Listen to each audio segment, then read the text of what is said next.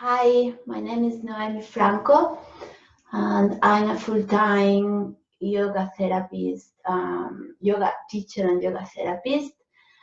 I'm gonna talk a little bit about my journey in yoga, my experience. So I've been teaching yoga now for over 10 years and practicing maybe for over 16 years. I found yoga first in my first trip to India in my mid to late 20s. I think I was 26. I was coming from a place of, I wouldn't say darkness, but a bit chaotic. At the time, I was a bit without direction, traveling a lot, partying a lot,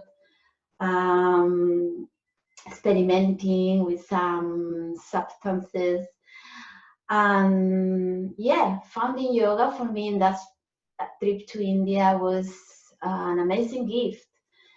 I was very lucky. I was introduced to yoga through very traditional yoga by a tantric yogini. So I was introduced to asana, of course, strong asana, but also pranayama, a lot of pranayama right from the beginning, and philosophy, devotion, bhakti. So for me, all of that have been part of the package right from the beginning, and part of my journey as a student, as a practitioner, and as a teacher as well. Since then, my life has taken many turns, many ups and downs. I'm a single mom with two beautiful girls.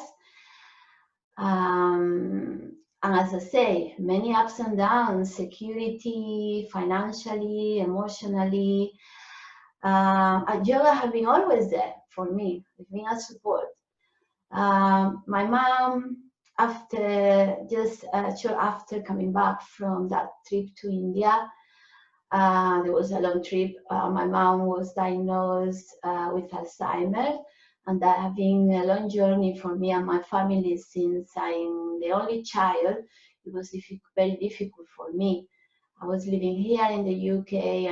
There was no option for me to go back to Spain because my life was here, my children were here. So yeah, it was very difficult for my dad. But then my dad was, he got cancer and he passed just a few years ago. So my mom was left by herself, and I had to take the decision to take her to a care home. And that was very difficult for me, but I think that was what we had to do. Yeah, well, I want to say that things, in life take many shapes, many forms, and it's very difficult to go into depression. Like I saw many friends of mine, they were in that period when I was traveling and living in squats and partying and all that, and they were deep into drugs. Some of them end up badly. Just you don't have direction and you don't have something that's supporting your life, so things can go very, very wrongly. But for me, I always have the support of yoga. So even, then, I was a mother with two girls. I was, I have all these issues with my mom in Spain. Life was many times too intense, and life was taking over. Life takes over, and you cannot just have control over things like happening now in this kind of situation. Sometimes very difficult to be on top of things.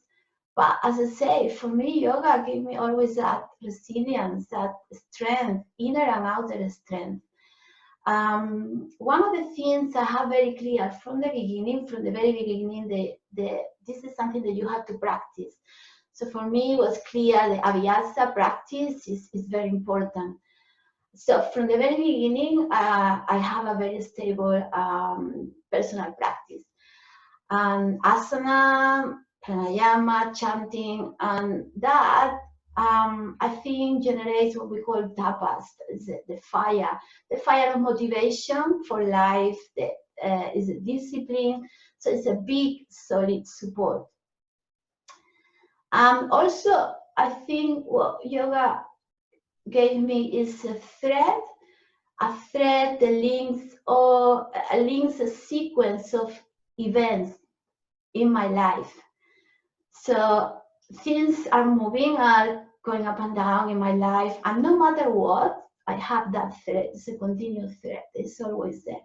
So I think that is is something very helpful to stabilize the mind. So yeah, yoga has the asana practice. I practiced vinyasa.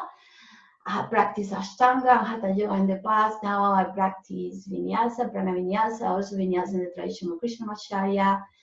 So that's great for the body to just to keep strong, just to have a strong body, just to be supple. Even sometimes you feel just much better. You feel even more attractive when you practice asana a lot, because you feel fit. It's really good for the body.